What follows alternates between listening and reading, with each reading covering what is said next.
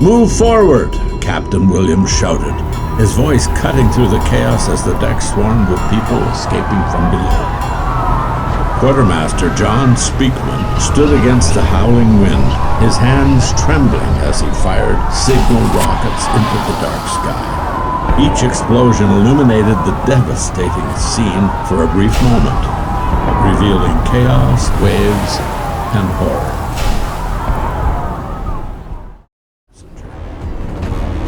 The only option now was to swim. Between the wreck and the shore lay a seaweed-covered rock, just visible above the low tide. The rock, distant and solid, seemed safer than the unstable wreck. Speakman and the crew quickly gathered long ropes and prepared to swim. Quartermaster Owens went first. He tied a rope around his waist and plunged into the icy water. He swam furiously against the waves towards the rock. He was overwhelmed. Defeated, the crew hauled him back. Now it was Speakman's turn. With the rope secured around his waist, Speakman threw himself into the frigid water. The cold was debilitating, but he pushed through. He battled through the waves, and in a final burst of strength, he crawled onto the rock. His effort had created one narrow path to safety. One by one, survivors began hauling themselves along the rope. Their fingers numb and weak, they struggled to reach the rock.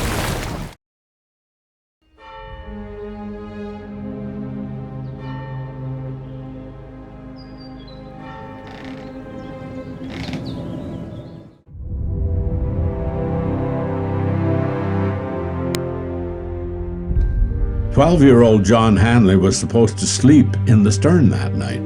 The back of the ship was where families and single women were housed. For 12 nights, that's where he stayed, but on the night of March 31st, John got permission to stay with his older brother at the front of the ship.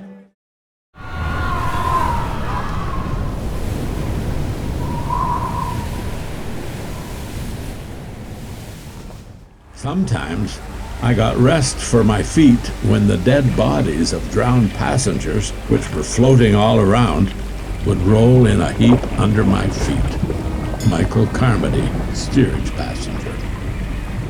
The only way out was through the portholes. The upturned windows steadily inched closer as the water level swallowed up the room. John watched as desperate men fought through the rising swell, trying to break the glass. Their hopes were lifted when, through the porthole, they saw figures on the upturned hull. Some people had escaped. Richard Reynolds had...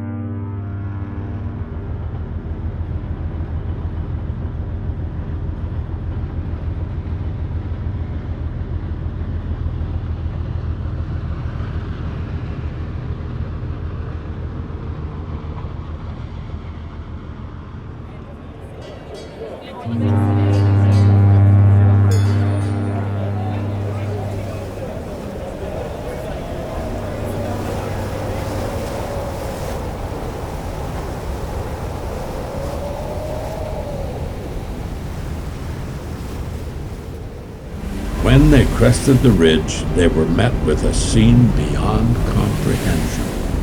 An immense steamship lay helpless on its side, stranded in the shallow, rocky waters.